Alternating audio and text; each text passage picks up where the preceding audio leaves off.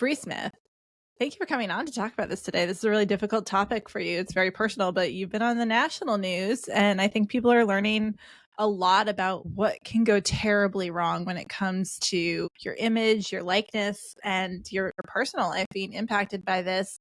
Can you tell me how artificial intelligence was used to replicate you in a really negative way? Yeah, so this started last October. So about 6, 7 months. And one of the biggest challenges is that it has evolved with time. So the initial encounter, I got an email from someone who said they had received a direct message from someone pretending to be me.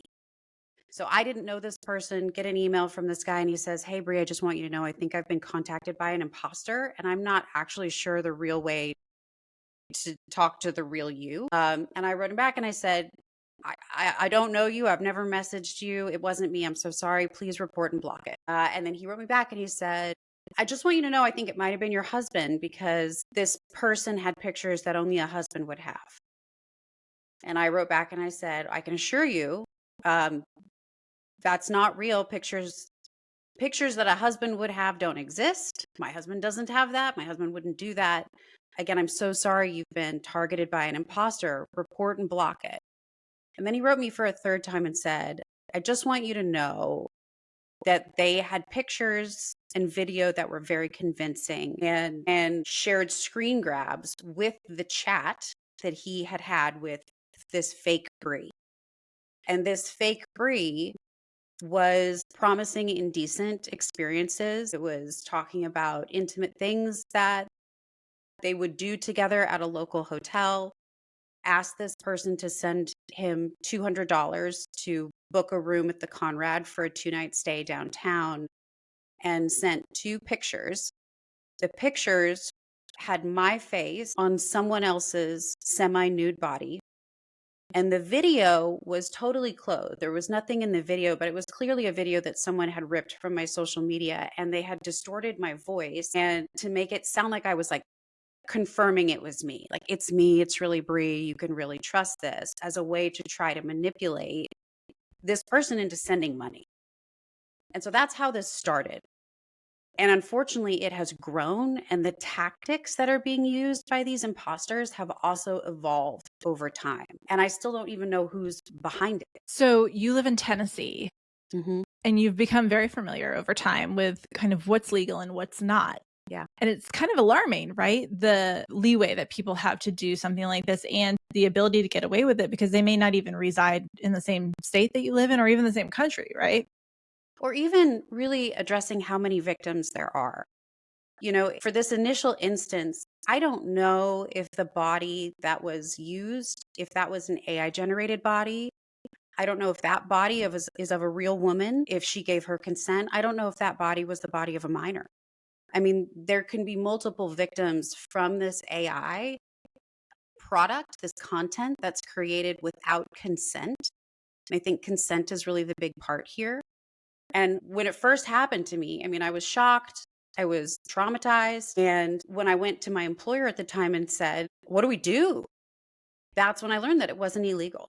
That in the state of Tennessee, using AI or another computer program to take your face and digitally alter it, even if you were a child, in an intimate way was not illegal.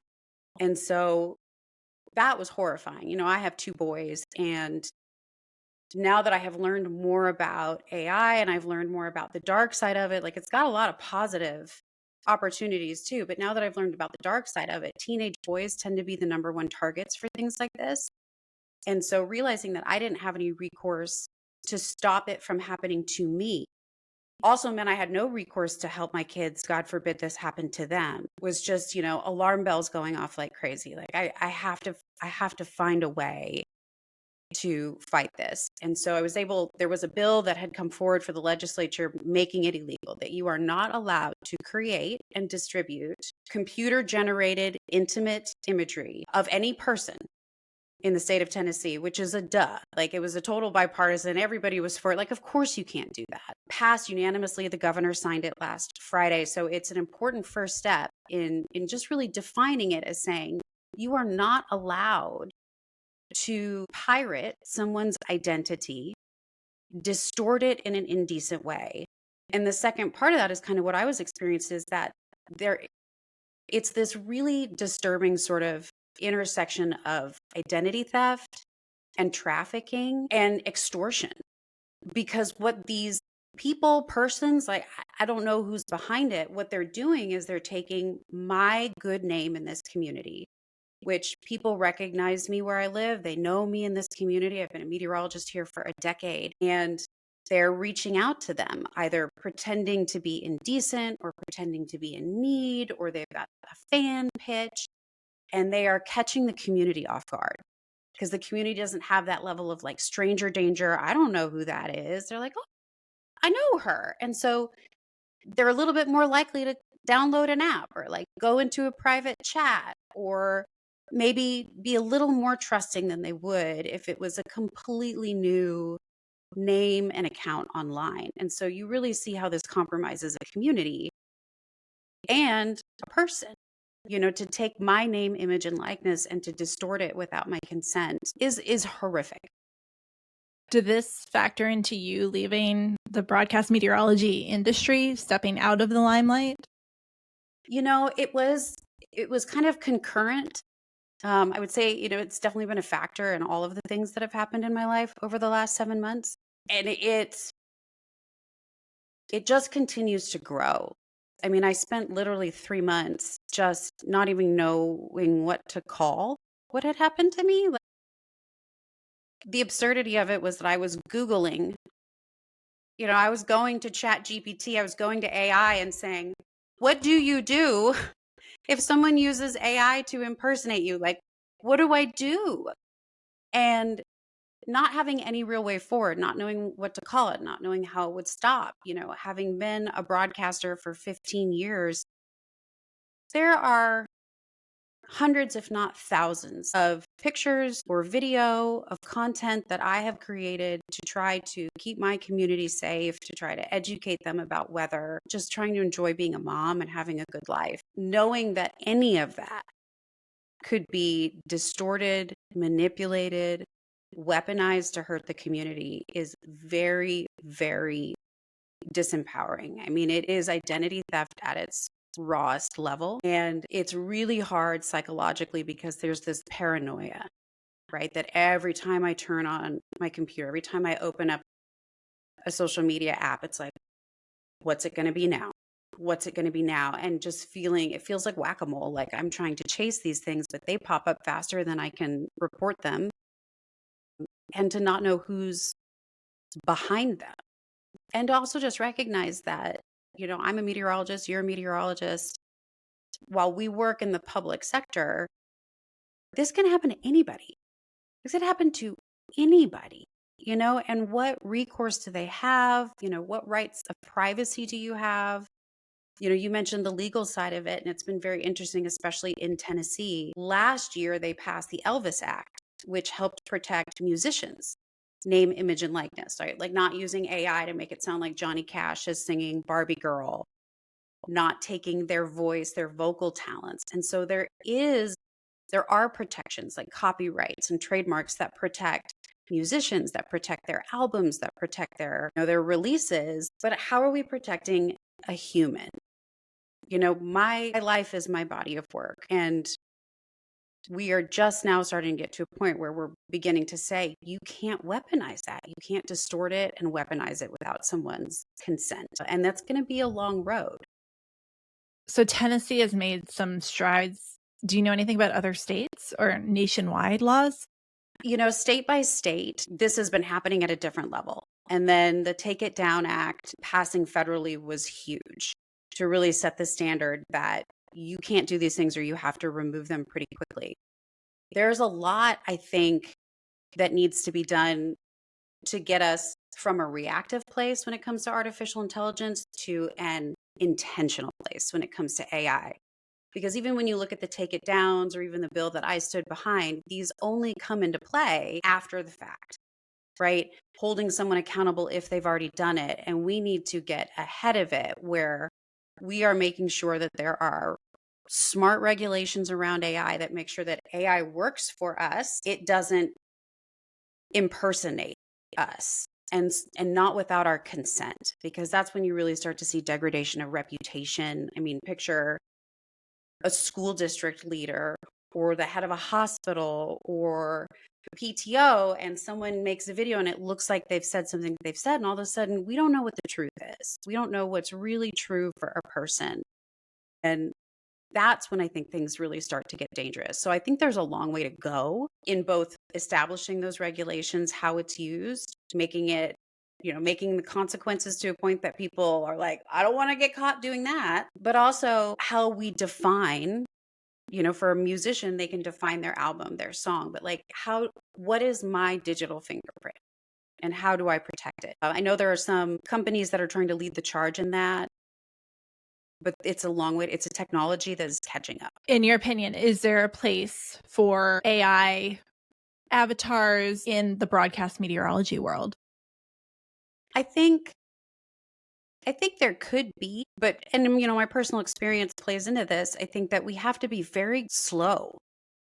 The technology has gotten so fast, and right now, like I said, for me to discover that, I'm sorry, it's not illegal to take my name, image, and likeness and make it look like it is an intimate or pornographic image. Once you give your digital self away, it's hard to unring a bell. And I had a conversation with someone else in the news sector, and it was like, part of me feels like, are we going to have to go to a point where we like brand things as 100% human, to show the distinction so folks know what they're getting. You know what I mean? Like, is that going to be the future of this is 100% human or this is slightly altered? Like, there are a lot of different layers to it. There's layers to, how it impacts kids, how we protect our kids. There's layers where it has been used really successfully.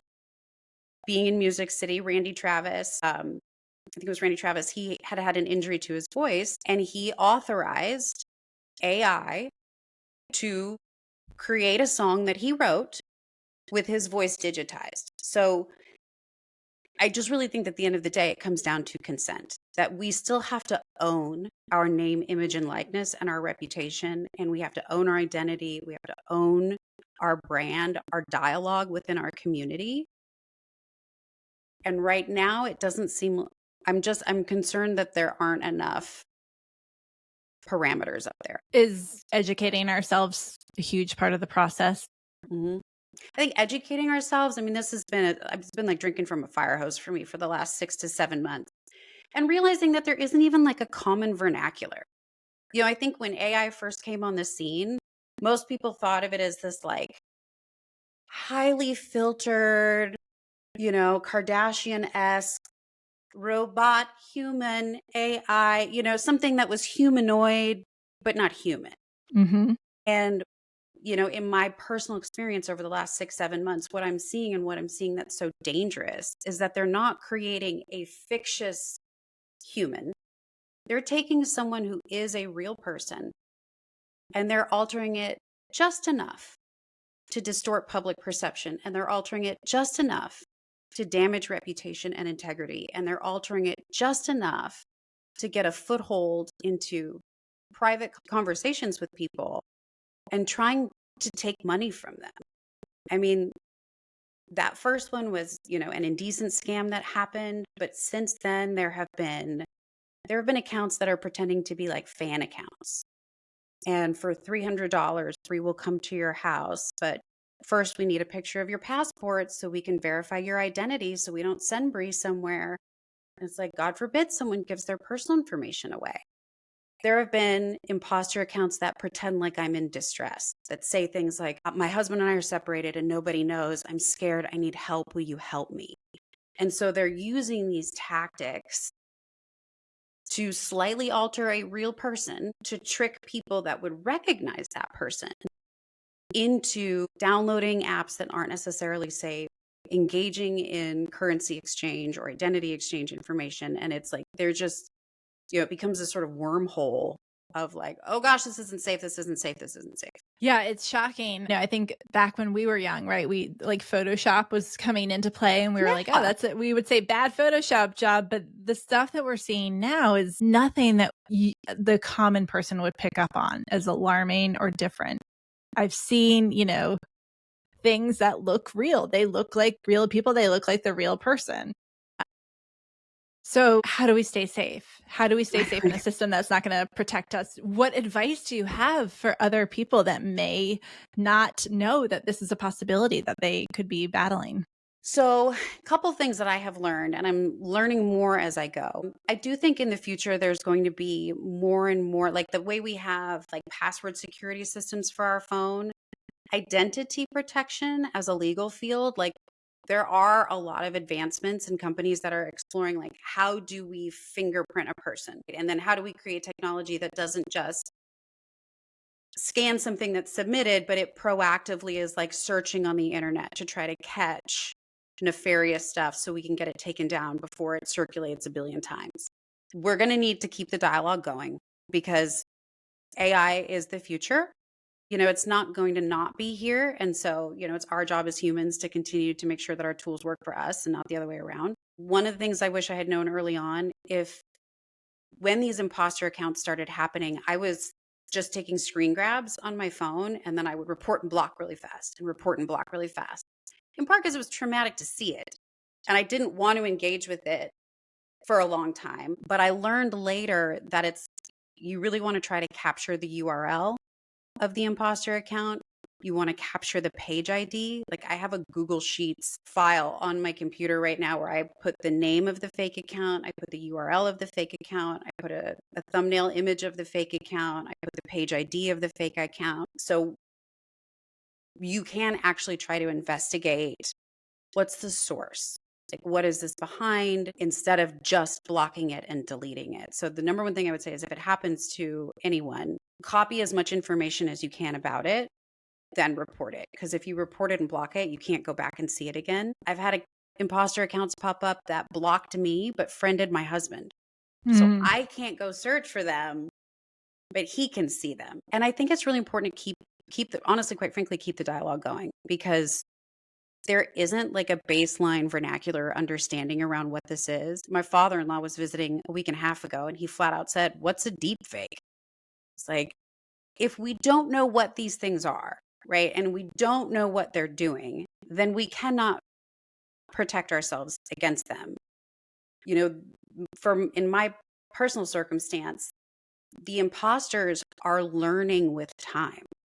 Like, now some of these imposters, when I see them engage with other people, they'll say, "As you know, I've been standing up for AI rights and fighting for people. And as you know, I've been actively working to get legislation passed." So they are tracking my real life and keeping up with it in the ruse to try to trick people. We got to figure out what's behind it. We have to figure out how to track it. And, I think especially for parents like you and me, like, you got to protect your kids, man, because psychologically it's just so much more impactful. I've heard stories. There was a young boy in Kentucky. He was 16 years old, and February 28th, someone used AI and made nude pictures with his face on a body. Don't know if it was AI generated or a real body.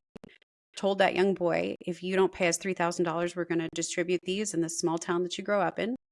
He was embarrassed. He didn't know what to do. He borrowed $50 from his brother, gave the scammers $50. They said, "No, it's $3,000. And that boy took his life within an hour because he did not know what to do. And you think about a teenager feeling like, my high school is going to see these. They're not going to know that they're fake. And just how vulnerable that population is with social media right now. That's like, we have to be talking about this more. We have to not just come up with laws, but we need to come up with victim resources so that folks know where to go and what to do. So they're not like me last fall, going to Google and saying, "Google, tell me what to do. I don't know how to stop this. I don't even know what to call it." Yeah, there has to be so much shame wrapped up in something that you have no reason to be shameful about, when you And didn't even that do anything wrong. It's crazy you would say that, because I've had a conversation with someone else that's been impacted by this. And that honestly has been kind of one of the harder things to unpack emotionally, is that I know I don't have anything to be ashamed of, but the shame feels real. Like, It's like almost like waking up from a nightmare. Like you wake up and maybe your heart's racing and you feel scared or like shocked. Like the emotions are real, even though you know what happened wasn't real. And the fact that it happens in a digital space too makes it feel continuous. You know what I mean? It's not that one moment you wake up from a nightmare and then you go about the rest of your day and you know your day is fine. It's potentially 24/7. I mean, it just lives rent free in the back of your brain of what could be happening. Even my own fear. Like I was nervous coming forward to share my story that it would invite more. That someone would be like, I hadn't thought about that, and it would invite more evil. But I have to speak up because I mean, at its core, this is bullying, just really disgusting, horrible bullying. And it's like we can't let bullies win. When a bully comes into our life and tries to take our identity, take our reputation, we have to take it back. So they picked the wrong girl. I could have told them They that. picked the wrong girl. It's like, you want to talk about that? Because I do. I think that AI can be used in good ways, but I've experienced that it can be used in really bad ways. And the reality is that if we're not paying attention to it, this is going to happen to more people. And they have to have resources and help. Cool. Bree, thanks so much. You're welcome.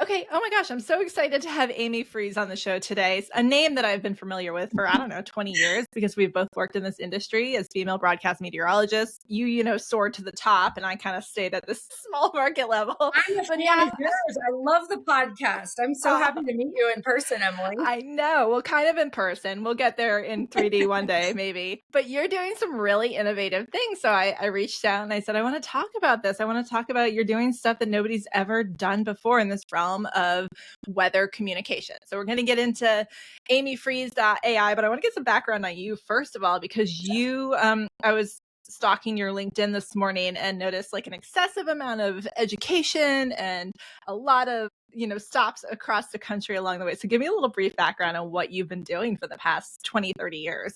All right. Well, Freeze is my real last name. I started that way, but I did not grow up wanting to be a meteorologist. Oh. I did not grow up that way. I'm actually from the Midwest. Today I'm in Utah because I was visiting my mother. So you see the mountains in the background, but I was actually raised in Southern Indiana on the sunny side of Louisville, I like to say. And that's where I grew up. When I finished high school, I went out west and went to school on a cheerleading scholarship. I thought I wanted to be a lawyer or a writer. I did a lot of journalism work. I thought I wanted to be a writer for the Wall Street Journal or the Boston Globe and write about small factional wars. Nothing to do with weather. However, I fell in love in college, wanted to get out a little bit quicker. And so I went to my professors, and this is a great broadcast joke, but they said, if you just skip the ethics classes, you'll be out and you'll have your degree and you'll be good to go. And so that's what I did. I went out of the journalism track into the broadcast and boom, I was a broadcast major. And so I had to have a internship, went to Portland, Oregon, started an internship, and one thing led to another. And they said, we need someone to do the meteorologist, and in walked Amy Freeze. The rest is sort of history. And as you mentioned, education played a huge role in it. They chose me because of my last name, but I actually started my education at that point and never looked back. I was like, oh, I was born for this. This is good. And I started taking all the classes and really the creme de la creme, okay, was when I went to Portland, Oregon. No, I was Portland, Denver. I was in Philly. I went to Philadelphia, and part of NBC's benefit package at the time was you could get your schooling paid for. I literally said, what's the most expensive school? And University of Pennsylvania in Philadelphia was it. I got an Ivy League education master degree from NBC Philadelphia. Wow. So I didn't stop doing my education, which I'm really glad about, but that kind of paved the way. So I don't know how I ended up doing weather. I could have been a police officer, Officer Freeze, or an ice cream dipper, or a million other things with a name Freeze.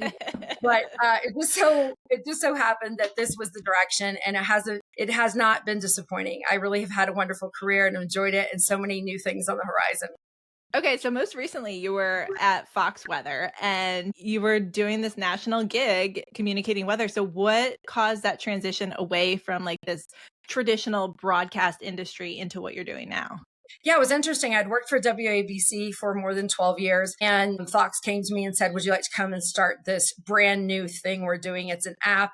We're going to turn it into a fast channel. It's going to be a digital stream, and you can talk about as much weather as you want. And they weren't kidding. So we were basically doing weather 24/7 live. You think back of the good old days of the Weather Channel, very similar. And there were times when I would be on for 6 hours at a time doing the weather. Yikes. And it was crazy. I learned so much. We're literally anchoring shows about the weather. I started a show there called Weather Command, met a lot of great meteorologists, really enjoyed it, liked working under the Fox umbrella, but it was a startup. And so I thought, you know what? I don't know if this grind is exactly long-term for me, but they paid me really well. And so they said, we're going to restructure some contract stuff and we're going to make some changes in the way we're spending money. And I said, okay, because it had a big fat check for me at the end of it. And so I said, okay, let's do it. And so that really is how it worked out. And it was a wonderful experience. I really, really had a lot of fun and I learned a lot. But I knew that I loved local TV. I knew that there might be some more transition for me down the road. And so the timing was right. But when I finished at Fox, I took a little break. And I saw some avatar. I think I saw it on the internet somewhere. I was like, oh, I should make an avatar that people can ask me questions. It's kind of like I was a robot at work and now I could be a real robot. And that sounded funny to me. And then I thought, if nothing else, I'll make this and then someone might steal my identity and I'll make millions of dollars. So I thought I literally started as entertainment. Then when I saw that it worked, I thought, wow, I wonder if an avatar could be trained to do the weather. Of course, they can be trained to speak, like presentation avatars, no problem. But I was like, I wonder if it could like see the graphic and could it read the image and all those kinds of things. So I started, my brain and wheels started turning. I got in with an AI developer and I said, let's test this out. And the number one thing that meteorologists, I think, will really start to appreciate is a base map. We all know some base maps are lighter, some are darker, some are green, some are brown, some are blue. Whatever the base map is, that's one part of the visual. And then you have the data layer that goes on top, which can be radar, temperatures, cities, whatever. Well, that imagery has to be tested in order to be used with technology. So when I started making the avatars to do forecast, it was like entertainment / testing, sort of research and develop, if you will. So I've made more than 1,000 pieces of forecast with the avatar. Now, I'm not sending it out for someone to live and die by a forecast. Eventually, I think it will be along those lines where we can use avatars for efficiency. But what it really started out is, can this technology work for us? How could we use it? And I'm most proud of one thing so far. We developed, if you trigger a watch, the National Weather Service triggers a watch, SPCs put out severe weather, then they trigger a watch for the day, thunderstorm watch or tornado watch. As soon as that triggers, the avatar grabs the data, makes a graphic, makes a script for it, condenses it, and releases it in less than 45 seconds post the watch. So when you think about it, for us, that's a really quick reaction. Most of the time, we're like, okay, can we get the cameras ready? Come on. So to have that could trigger out, and it's basically a digital twin. There's no joke. Like, I'm not trying to trick someone. It's me. It's like, hey, this is my digital twin releasing a watch. This is the data you need to know. We'll keep you updated on the alerts. So I love that. That I think is like the coolest thing we've done so far. So where it goes from here, maybe is everybody else's guess. But I did it on a whim and it turned into something really cool that I got excited about. And I would say a year before, I would have said, this is weird. This is awkward. No, avatars could never take over meteorologists. They have no place really in locals. Like I really had a much different perspective than I do now. Okay, I have so many questions. You know what's interesting is when I watch your avatar, it's like a 2025 version of NOAA Weather Radio, right? Like I remember growing up listening to like my dad always had NOAA Weather Radio on, but like the way that you speaks, it has that same like kind of cadence, and it just gave me major flashbacks to listening to NOAA Weather Radio. But that's kind of like what it is, right? It's like a updated version of that. I would think that's a good way to describe it. It really is for data that is kind of absolute. So it's not a lot of interpretation when we create the watches. It's a little more absolute. And of course, the technology, the avatar that you saw today or even yesterday of me is the worst avatar you will ever see of Amy Freeze. because it just gets better all the time. So it does definitely have a robotic part to it. Some of the avatars, there's 2 or 3. Some of them I'm like, oh, she's really glitchy. Like, that's weird. But some of them are more smooth. And I'm like, wait, did I say that? Is that a recording or was that? So there are parts of the technology that start to look really smooth and almost realistic. And you're like, wait. And then there's other parts where it's like glitchy and sort of robotic and you know for sure it is. And that's, I think, I want people to feel like, hey, that's the digital twin. I don't want them to go, is that Amy? Like, I want them to actually have that vibe of this is the assistant.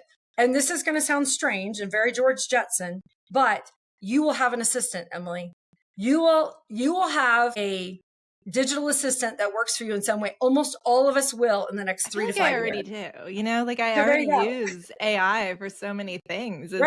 It's just slowly creeping in. More questions. What platform do you see this most successful on? Is it like, I know it's digital, and it's meant to be that way. Is there like a specific social media platform where you see this really having an impact? I think hopefully Twitter will be the sort of watch alert place because I've created more than just the avatar ecosystem.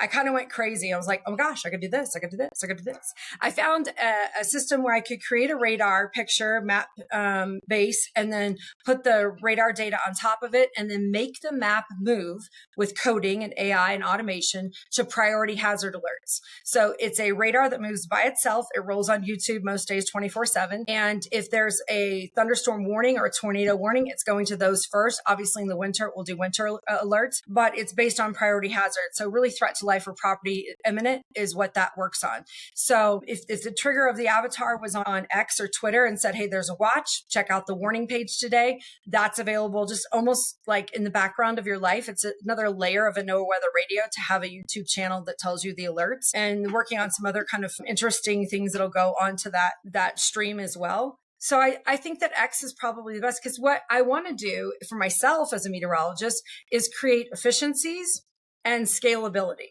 What that means is basically I can't be everywhere and do everything all the time. But if there's a watch issued and that buys me another 30 minutes to look at data or allows me to set up a call or allows me to do a little bit more research before the actual alerts start rolling, that's now created a layer of efficiency. And we all know whether we're in private, independent, or still in broadcast journalism on television stations, they want you to do more with less. So if you can create some of those efficiencies, that's the beauty of it.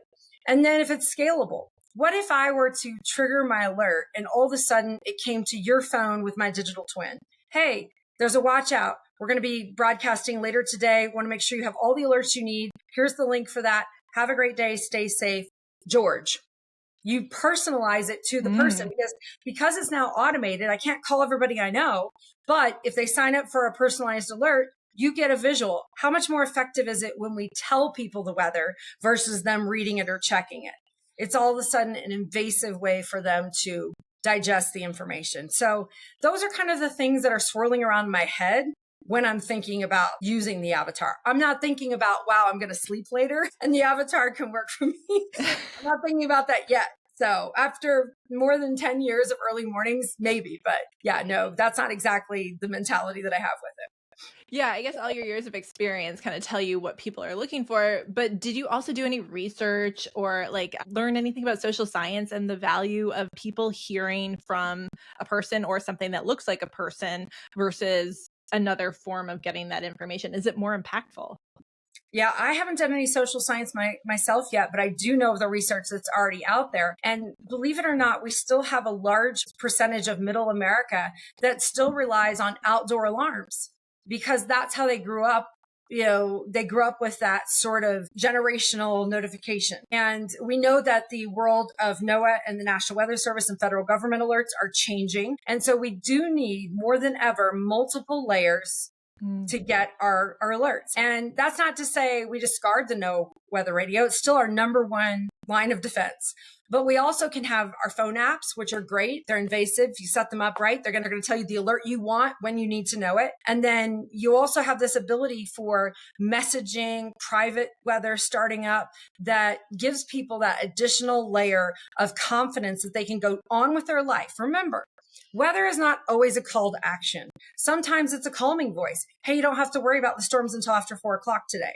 So all of that messaging is really a step further than just looking at a glance of the phone. You're right. You can get your data, guys, any way you want it, right at your fingertips on the phone.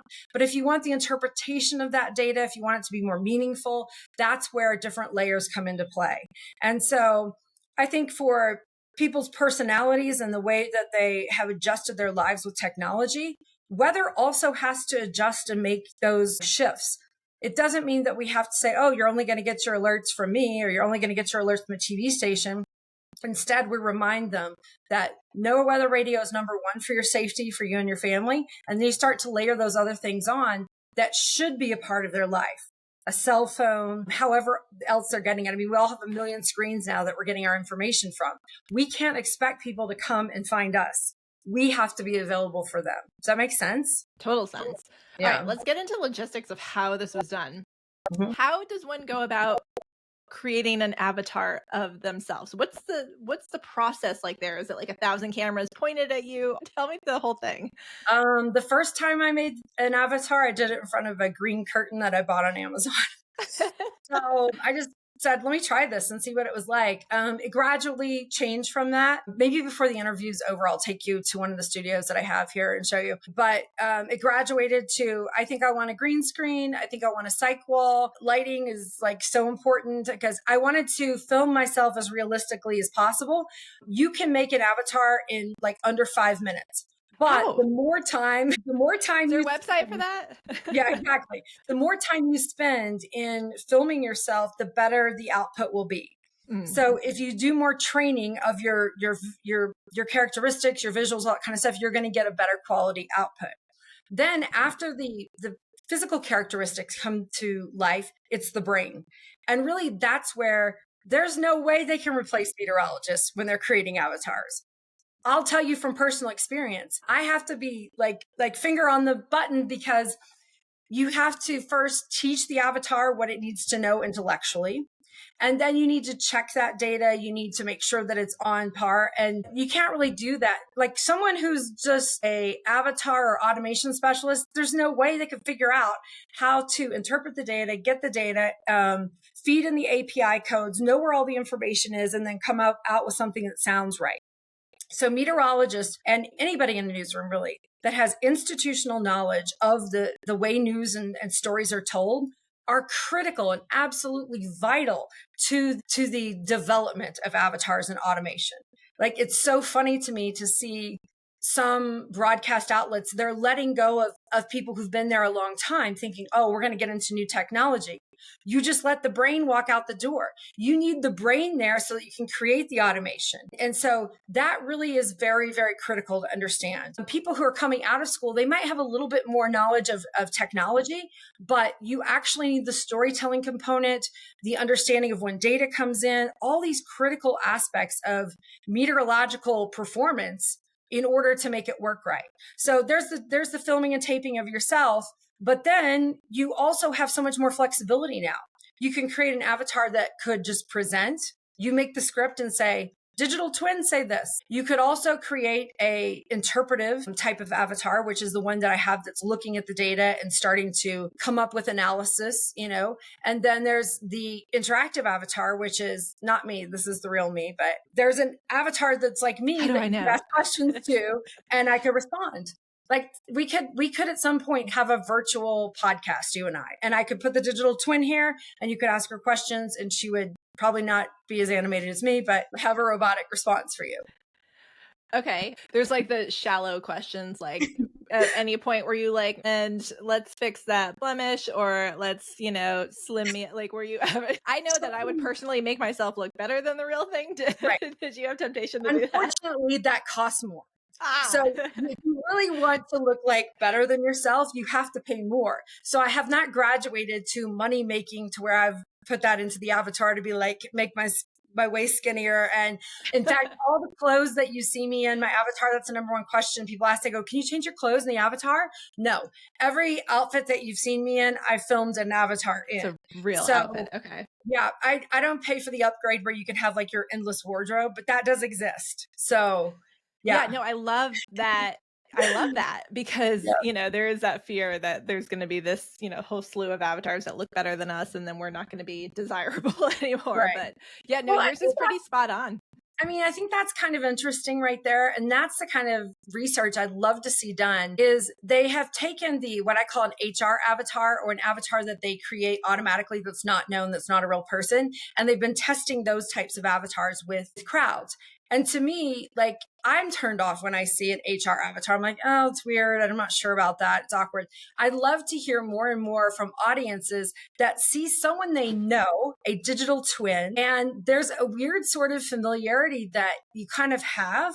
And then you know that it's the person. So I'm really interested to see any focus groups that they can do with audiences that know people who have actually turned into a digital twin as well, because the concept is this is your assistant. This is a person that takes the messaging and delivers it right to people. And it's an upgrade in delivery. It's not really supposed to be an upgrade in the person. They're still supposed to be a part of the experience. Yeah.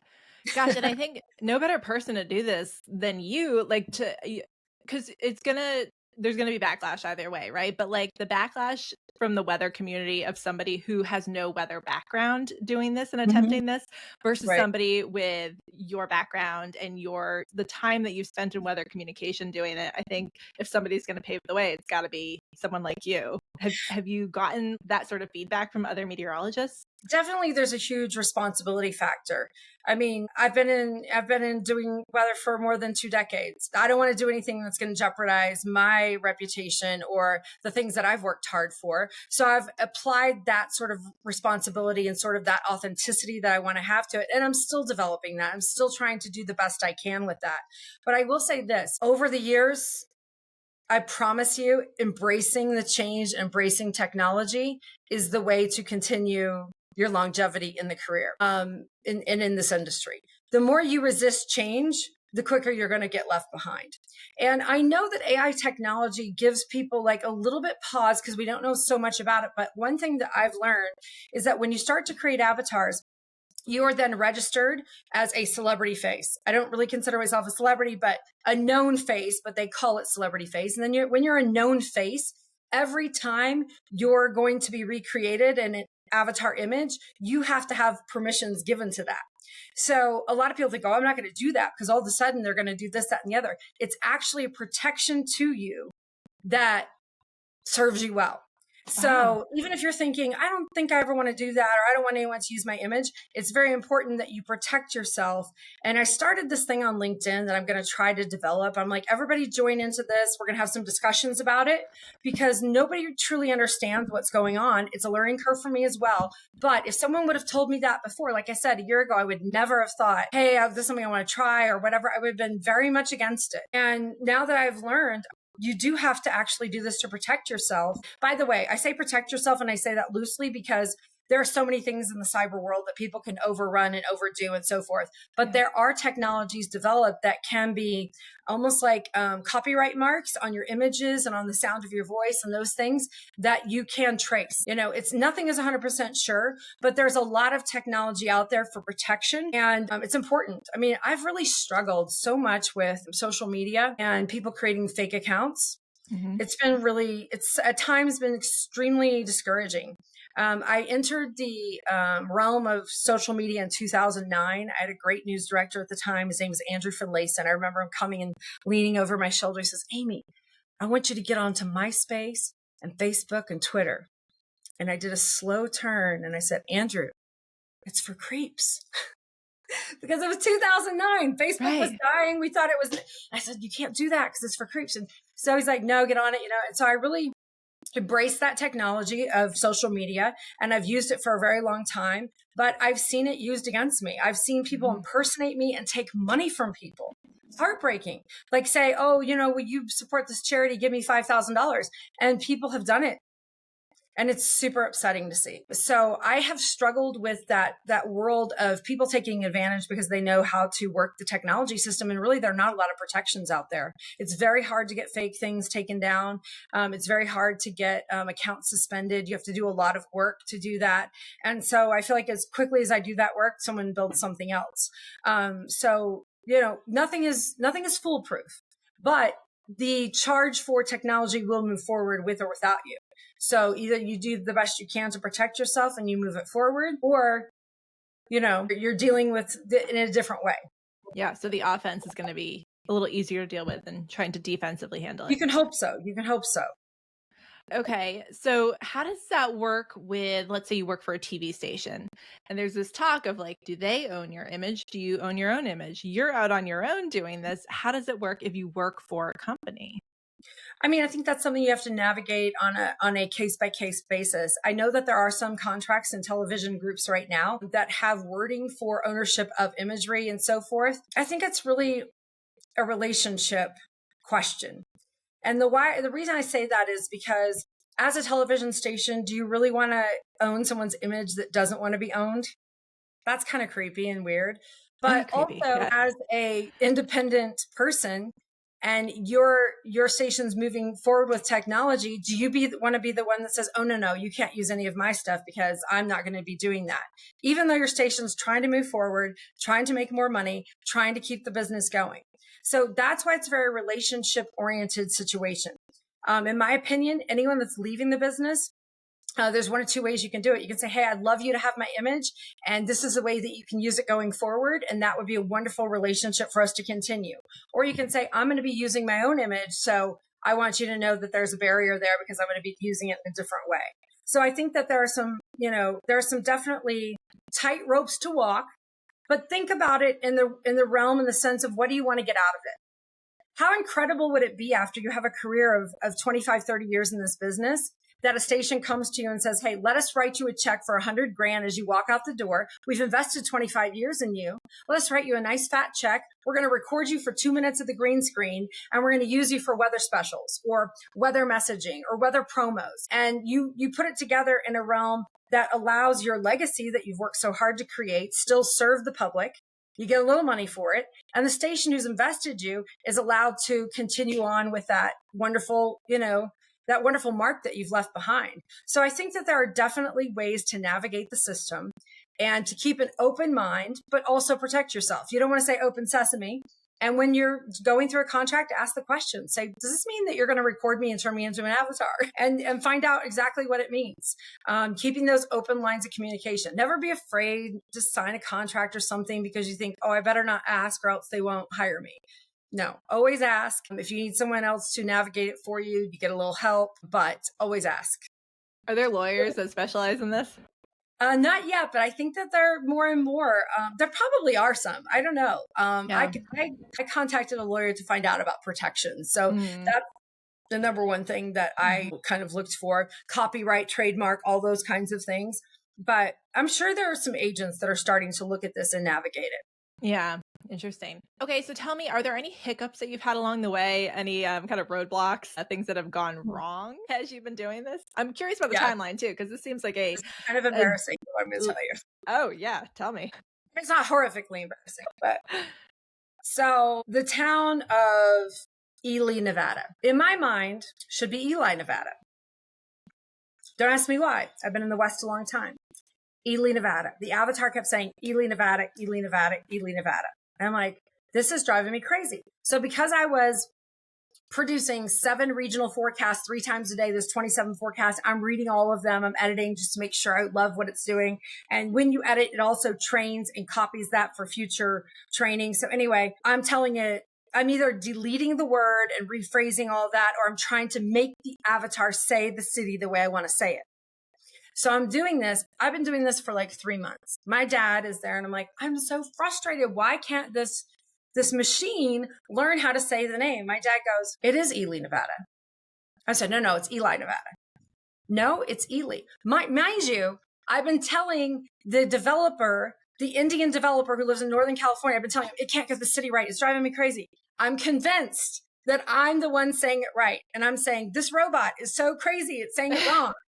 The whole time the avatar had it right. That's got to be the toughest part, is pronouncing the names. Is it pronouncing all cities' locations well? Yes, it was pronouncing it better than I was as a human. So it also depends on the tier of technology you're using and stuff, how much better it integrates pronunciation, stuff like that. But those are things that you can actually teach the avatar. So you can teach it pronunciation, you can teach it, how to say things correctly and so forth. But I kept trying to teach it the wrong thing and it would not let me. Wow. So that was kind of funny and weird. I mean, there have been some technological glitches, but to me, I'm not trying to hide that. I want people to see it for what it is, to see the process. That's the other reason why we were doing it. And I was like, upload everything we have, because I wanted those 1,000 pieces of technology on YouTube to be seen so people can see the evolution of the process.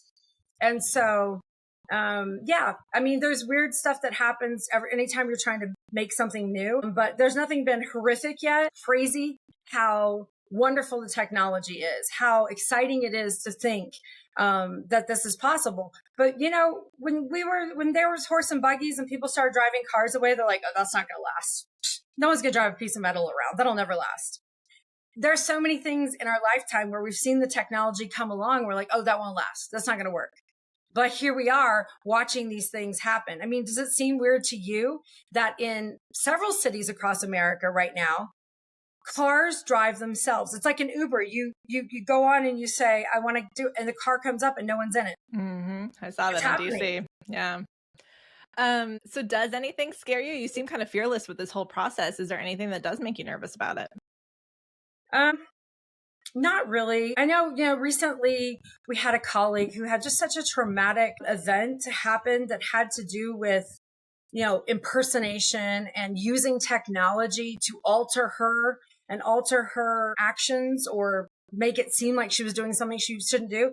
Those things are all pretty scary, but those things would happen whether we're trying new technology or not. And the more we understand it and the more we figure out ways to protect ourselves is really our only course of action. Because a lot of times there's nobody to stand up and help us, quite frankly. I mean, what are you going to do? Have the local police? I mean, you can try, but these are people that are worlds away from us that do it. Technology sometimes can't be traced.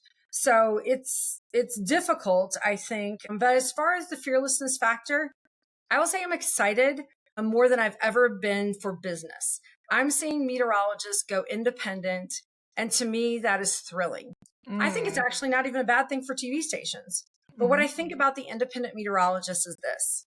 What if you could start today and create your own business, deliver a weather forecast to viewers who are waiting to get it, and you own it? And then after you work really hard on that business for a long time, you have something that you can sell to somebody else who's coming into the business. Instead of the way it's been, which is you work for someone and then they decide every 2 to 3 years if they want to keep you around.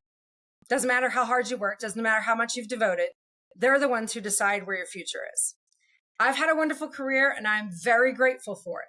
But when I think about the possibilities and the future of this business, meteorologists do hold the keys to viewership, whether it's in the traditional sense or gaining new audiences everywhere, from social media experiences to OTT to channels that they develop and so forth. I saw that firsthand with Fox Weather being successful. So there are a lot of possibilities out there. And so if anyone's feeling discouraged about the business or they're feeling limited, let me just tell you, there are no limits.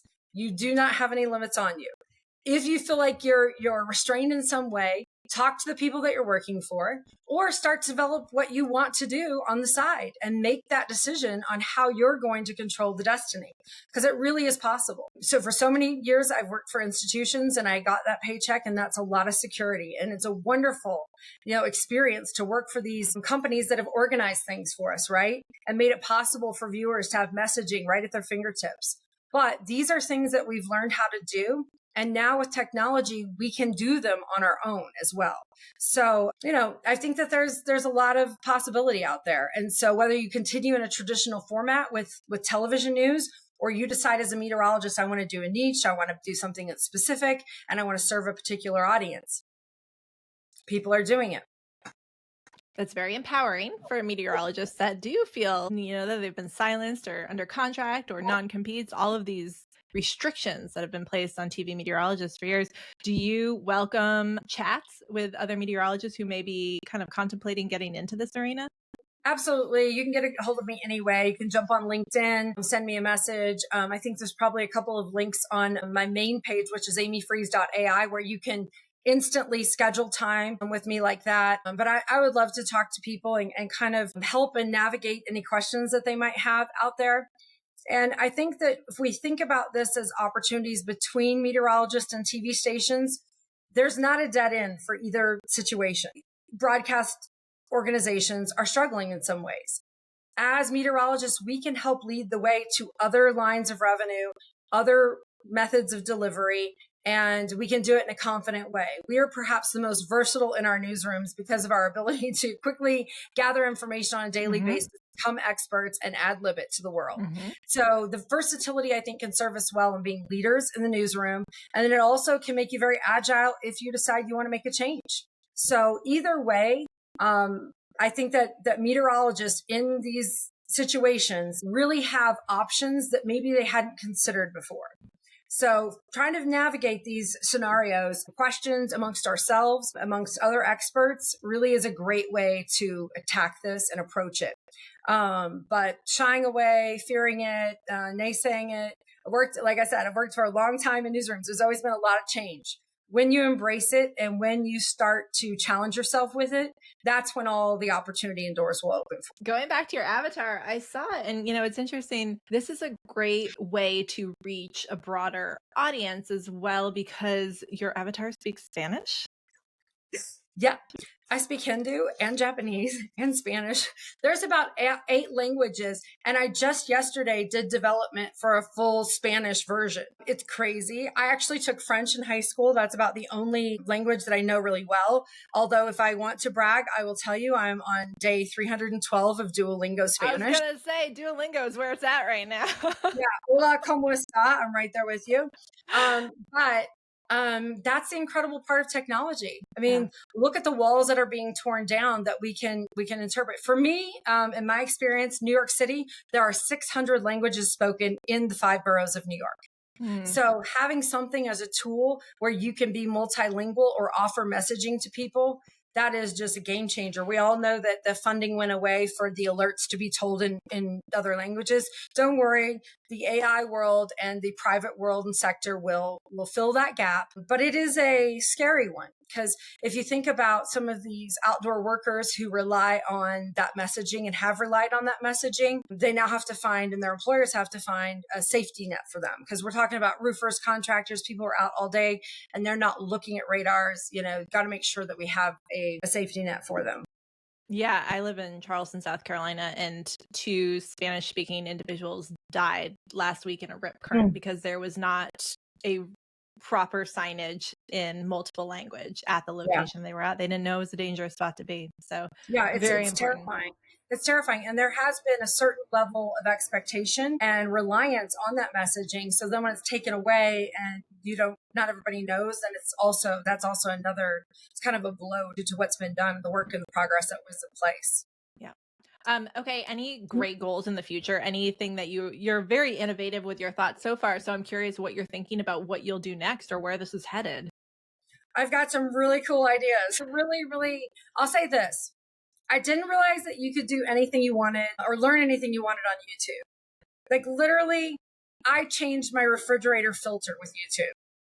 So I've learned a lot, and sometimes I go down rabbit holes on YouTube learning different things about the weather, not necessarily refrigerator filters. But I think that if there's anything you want to do and you're thinking about trying, there's a whole world out there that will explain it to you. Daily, there are new apps and innovations that continue to do stuff. I would like to refine my 24-hour stream. I have a 24-hour stream on YouTube right now.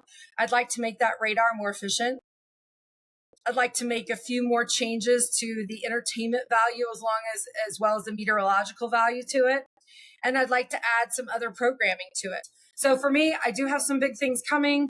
I'm still working on them. So I like that. But I just love the idea of empowering other meteorologists to do a career that they're excited about and not fearing what the future might hold for them. Let's think of it optimistically and let's find the path that works best for us. And I've seen you say it over and over again that they're still needed. They're still valuable. That real meteorologist is always going to be essential. Irreplaceable in a severe weather event. Irreplaceable. They have the knowledge of the cities. They have the knowledge of the dynamics, and they can do it in a real-time, quick way. Now, never say never for technology, but no one's advocating for that at this point. at least no one that I know of is advocating for meteorologists to be replaced by an avatar. What a digital twin or an avatar should do for you is enhance what you're already doing and make it easier for you to do the most possible. The most possible. So figuring out ways that the avatar can create weather education, can create certain messaging. All those things are valuable tools in a world where you are expected to do more with less. Amy, is there anything else you want to add about this project that you're working on? No, thanks for checking it out. I'd love to get feedback on it, positive or negative. I'll take it. And if other people have ideas, I'm going to start that group there on LinkedIn. I think that'll be a place where we can exchange ideas. And I love your podcast. It's just really fun to see you doing this and being so successful. I think you're over 100 episodes, aren't you? Yeah. Well over 100. Okay. I started the podcast the first season. I was like, this is so hard. It's so much different. And then season 2, I talked to all meteorologists who are my friends. And so I loved it. I was like, this is great. I'm definitely doing this. So the podcasting is a new world. It's interesting. And I think it's a great way for people to exercise the industry possibilities, right? I'm sure you've talked to so many people and learned so many things by asking the questions, right? It's such an easy interface because I'm just naturally curious about these things. And so I'm just asking them as I go. I write all these notes and then I ask none of the things I wrote down. And I wind up just going on this tangent because I'm following whatever they're talking about. And it's great. I love it so much. Where can people find your podcast? It's on all the places people stream from YouTube. Amy Freeze TV is the YouTube channel for that. I now have a Roku app that's coming out.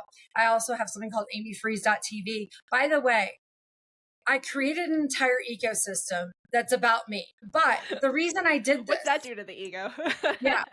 I'm like, the reason I did this is I kept saying, I don't want to create something that requires me to be there at the center of it all the time. Yet that's exactly what I created. But the reason I did it because I was like, can I do that? I wonder if I could do that. Let me see if I could do that. And all of a sudden I started seeing all these things, a live stream, a podcast, an avatar, my own content, my own this. I want people to see that you can create something based on your brand if you have it, or scoot your brand over and create something brand new. There are no limits. And so I hope that when people see what I'm doing, they don't become reliant on Amy Freeze, the avatar, amyfreeze.com. Although I do think the app that I have a phone app coming out. It's pretty cool. But other than that, I want people to be empowered by the concept of your self-branding or branding something brand new and you having the power to do it. It does take planning, does take hard work. I think I've probably maybe one job I worked harder than I am right now. That's it. So rewarding though. Yeah. Awesome. Amy Freeze, thank you so much for your time today. You got it. See you later.